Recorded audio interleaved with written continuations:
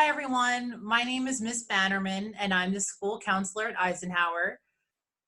Our school counselors have been working on diversity, and I would like to share this story with you. It is called Last Stop on Market Street. It is one of my favorites, and I hope you enjoy it too.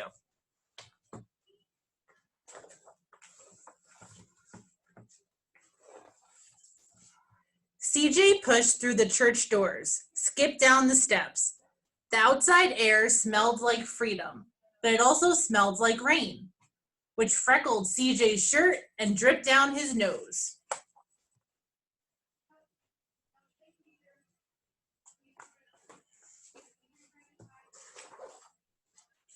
He ducked under his Nana's umbrella, saying, "How come we gotta wait for the bus and all this wet?" "Trees get thirsty too," his Nana told him. "Don't you see that big one drinking through a straw?" CJ looked for a long time, but never saw a straw.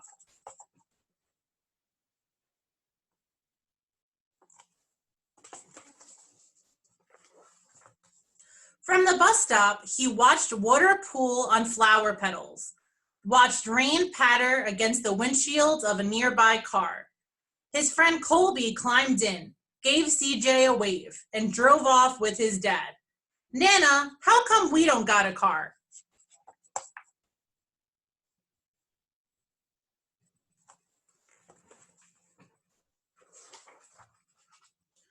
"Boy, what do we need a car for? We got a bus that breathes fire. And old Mr. Dennis, who always has a trick for you." The bus creaked to a stop in front of them. It sighed and sagged, and the doors swung open.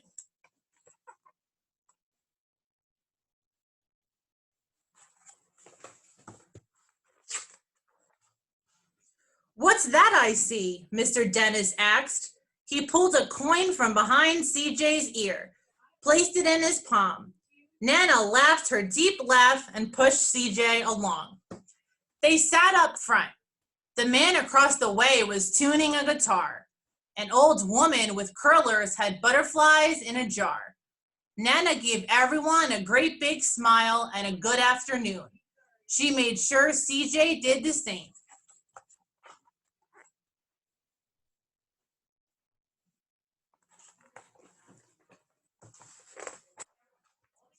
The bus lurched forward and stopped. Lurched forward and stopped. Nana hummed as she knit.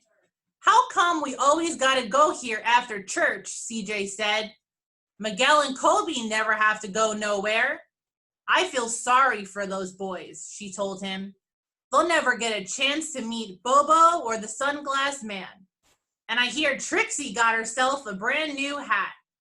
CJ stared out the window, feeling sorry for himself. He watched cars zip by on either side, watched a group of boys hop curves on bikes.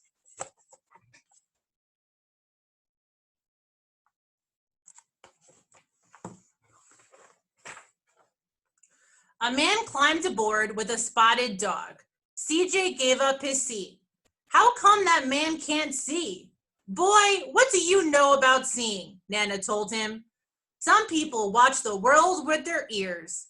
"That's a fact. Their noses too," the man said, sniffing at the air.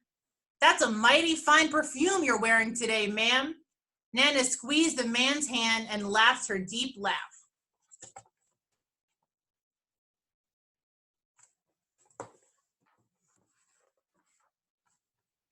Two older boys got on next. CJ watched as they moved on by and stood him back. "Sure wish I had one of those," he said. Nana set down her knitting. "What for? You got the real live thing sitting across from you. Why don't you ask the man if he'll play us a song?"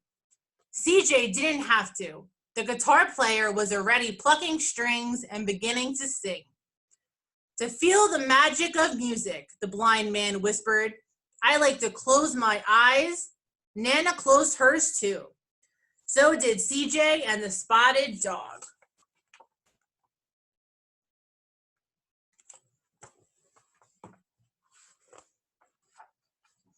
And in the darkness, the rhythm lifted CJ out of the bus, out of the busy city. He saw sunset colors swirling over crashing waves, saw a family of hawks slicing through the sky, saw the old woman's butterflies dancing free in the light of the moon. CJ's chest grew full and he was lost in the sound, and the sound gave him the feeling of magic.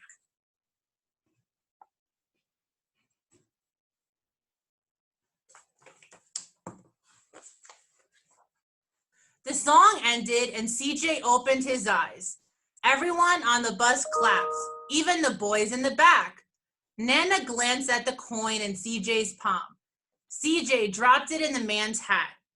Last stop on Market Street, Mr. Dennis called.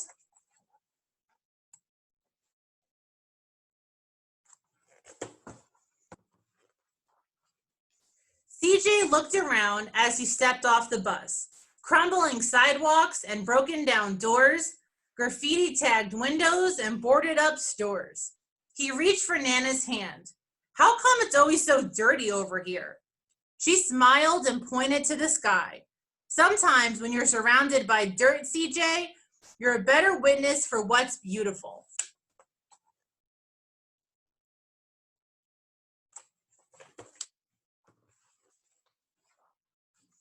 CJ saw the perfect rainbow arcing over their soup kitchen. He wondered how his Nana always found beautiful where he never even thought to look.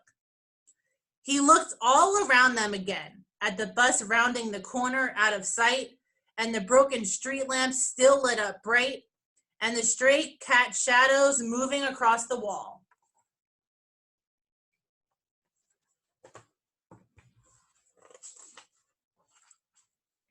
When he spotted their familiar faces in the window, he said, "I'm glad we came."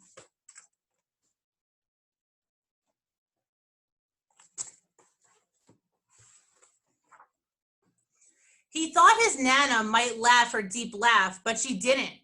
She patted him on the head and told him, "Me too, CJ. Now, come on."